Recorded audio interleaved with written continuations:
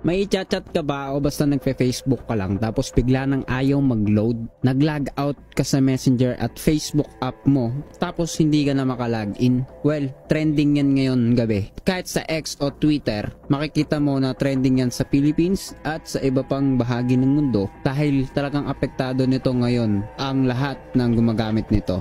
No, makikita nyo dito pag nag-login tayo lumalabas, the password you've entered is incorrect. At talagang yan yung balita kahit sa News 5, no? Binalita agad yan dito. Wala pang detalye kung anong dahilan dyan. Yun yung mabigat, no? Wala pang detalye kung ano ang dahilan sa bagay na yan.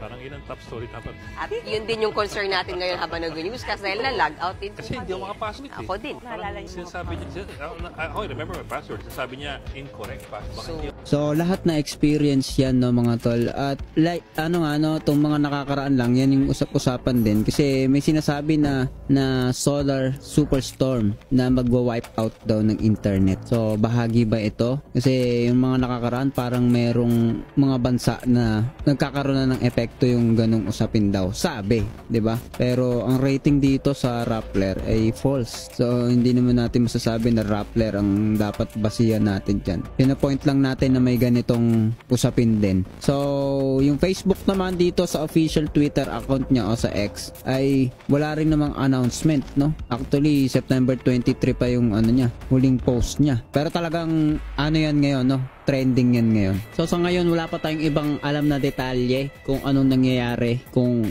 may problema ba mismo si Facebook o wala, o sadyang merong maintenance o something, kasi minsan nag-out talaga yung Facebook kapag may maintenance sila o merong problema. Update lang tayo dyan sa baba, comment down below kung kamusta na yung mga Facebook ninyo. Huwag kayong kabahan dahil babalik din yan. Kung hindi bumalik ay ganun talaga ang buhay.